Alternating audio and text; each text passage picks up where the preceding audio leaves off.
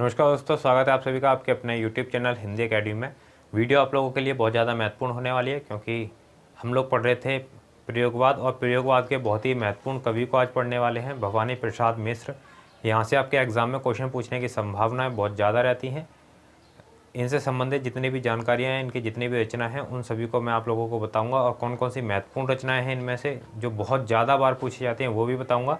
साथ ही उनको कैसे ट्रिक के माध्यम से याद कर सकते हैं, ये सब आप लोगों को इस वीडियो में पता लगने वाला है। तो वीडियो को शुरू से लेकर एंड तक जरूर देखिएगा। वीडियो अगर आपको पसंद आता है वीडियो को लाइक कीजिएगा, दोस्तों को शेयर कीजिए। चैनल पर अगर नए हैं तो चैनल को सब्सक्राइब करके बेल आइकन दबा लें, ताकि आने वाली वीडियोज़ की अपडेट्स भी आप लोगों को समय पर मिलती रहे। तो चलिए दोस्तों शुरू करते हैं और भवानी प्रसाद मिश्र जी की जो रचनाएं हैं उनको जानने की कोशिश करते हैं। कौन कौन सी इनकी रचनाएं हैं, देखिए एक एक करके देखेंगे। सबसे पहले जो इनकी रचना है, पहली है गीत फरोश। पहली है गीत फरोश 1900, ठीक है, 1953 की है गीत फरोश। दूसरा है चकित है दुख।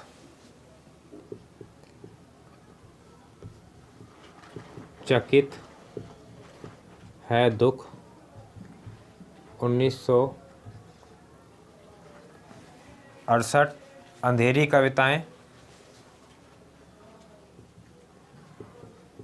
अंधेरी कविताएं, अंधेरी कविताएं जो है ये भी 1968 का ही है।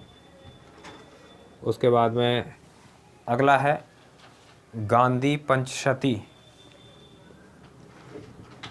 गांधी पंचशती और ये है 1969, ठीक है। अगला है बुनी हुई रस्सी 1971। बुनी हुई रस्सी 1971। उसके बाद नेक्स्ट है खुशबू के शिलालेख। खुशबू के शिलालेख, खुशबू के शिलालेख जो है वो 1973 की है। उसके बाद में सातवीं है इनकी, जिसका नाम है व्यक्तिगत। व्यक्तिगत भी जो है वो 1973 की है, इसको याद रखेंगे। उसके बाद में अगला है जिसका नाम है परिवर्तन जिए। परिवर्तन जिए, जिए 1976, ठीक है। परिवर्तन जिए 1976। और उसके बाद में आता है हमारी अगली रचना जिसका नाम है इदम नमम। इदम नमम, और जो इदम नमम है ये 77 की रचना है, ठीक है। इदम नमम 1977 की रचना है। उसके बाद में नेक्स्ट देखते हैं, अगली है त्रिकाल संध्या। त्रिकाल संध्या 1978। और आगे है हमारी जिसका नाम है अंतर्गत। अंतर्गत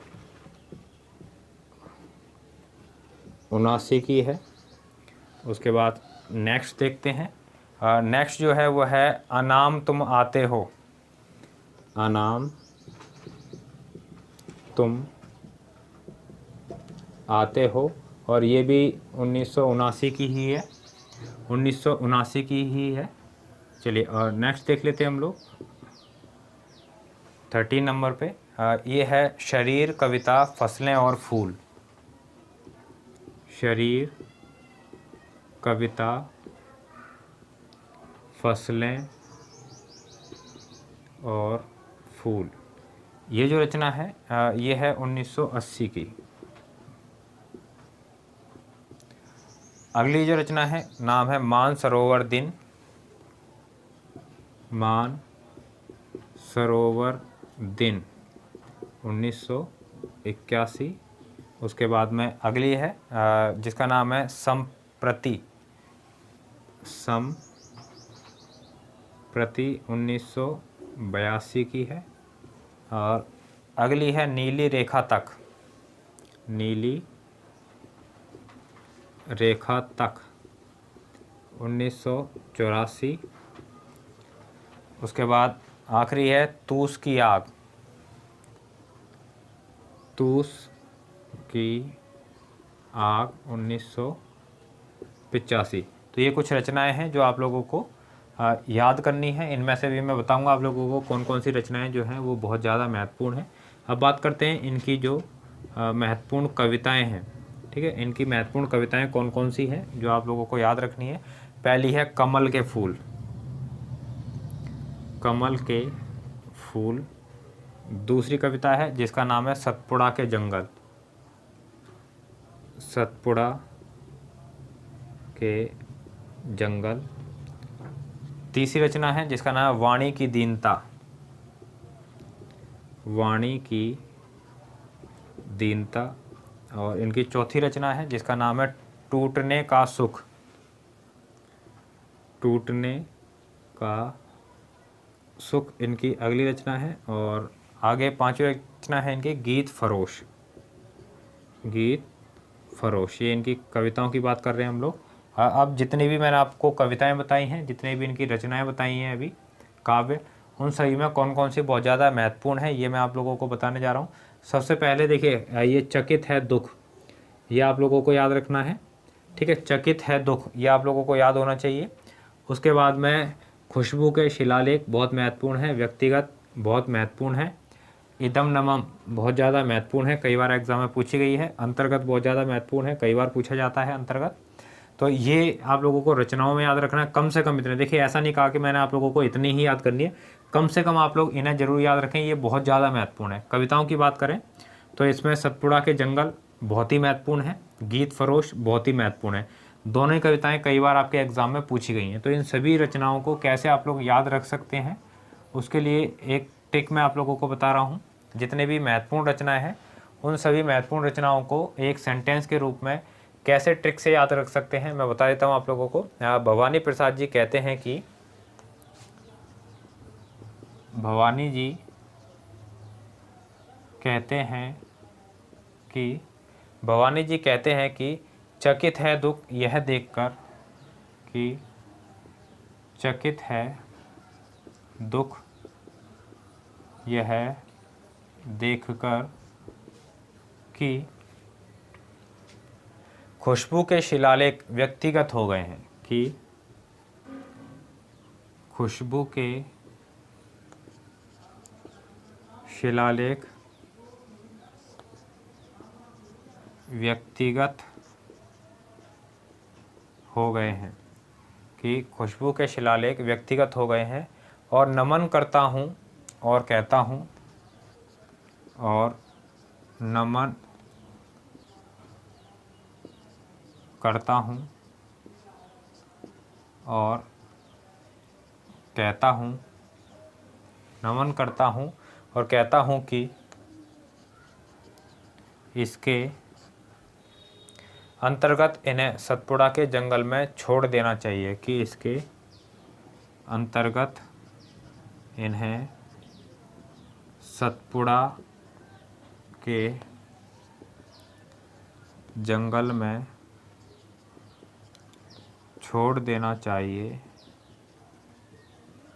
ताकि सतपुड़ा के जंगल में छोड़ देना चाहिए ताकि सभी गीत फरोश गा सकें, ताकि ये सभी गीत फरोश गा सकें। तो एक छोटी सी ट्रिक है, एक सेंटेंस के माध्यम से जितने भी महत्वपूर्ण अभी मैंने रचनाएं बताई उन सभी को आप लोग याद कर पाएंगे। अब भवानी जी कहते हैं कि चकित है दुख यह देखकर कि खुशबू के शिलालेख व्यक्तिगत हो गए हैं, और नमन करता हूं और कहता हूं कि इसके अंतर्गत इन्हें सतपुड़ा के जंगल में छोड़ देना चाहिए ताकि ये सभी गीत फरोश गा सकें।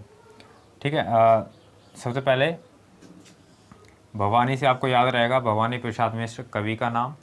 चकित है दुख, इससे आप लोगों को पूरी रचना याद रहेगी, चकित है दुख।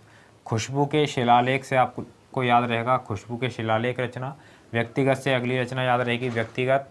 और नमन करने से आप लोगों को याद रखना है इदम नमम। ठीक है, नमन करने से इदम नमम याद रखना है। उसके बाद में अंतर्गत से आपको रचना अंतर्गत याद रहेगी, सतपुड़ा के जंगल से सतपुड़ा के जंगल याद रहेगी। और गीत फरोश से इनकी कविता जो है वो गीत फरोश आपको याद हो जाएगी। तो इसके माध्यम से आप जितनी भी महत्वपूर्ण रचनाएं हैं इनकी वो सभी याद कर पाएंगे। आशा करता हूँ आपको वीडियो पसंद आया होगा। वीडियो अगर पसंद आया है तो ज़्यादा से ज़्यादा शेयर करें अपने दोस्तों में, ताकि उनको भी हेल्प हो सके। और अभी तक आपने टेलीग्राम ग्रुप ज्वाइन नहीं किया है हिंदी अकेडमी का, तो उसे ज़रूर ज्वाइन कर लीजिएगा। आपको बहुत ज़्यादा बेनिफिट वहाँ से होने वाला है। साथ ही अगर मुझे फॉलो नहीं किया है खबरी ऐप पर, वहाँ भी ज़रूर फॉलो कर लें। वहाँ पर आप लोगों के लिए बहुत अच्छी ऑडियो क्लासेस प्रोवाइड कराता रहता हूँ। अगर ई बुक नहीं खरीदी है अभी तक आप लोगों ने, तो ई बुक को भी ज़रूर खरीद लीजिएगा हिंदी अकेडमी की, बहुत ज़्यादा महत्वपूर्ण है। 2100 प्रश्नों का संकलन वहाँ पर किया गया है, जो आपके टीजीटी और पीजीटी दोनों ही एग्ज़ाम के लिए बहुत ज़्यादा महत्वपूर्ण होंगी। मिलेंगे हम लोग अगली वीडियो के अंदर अगले कवि के साथ में। बहुत बहुत धन्यवाद आप सभी का।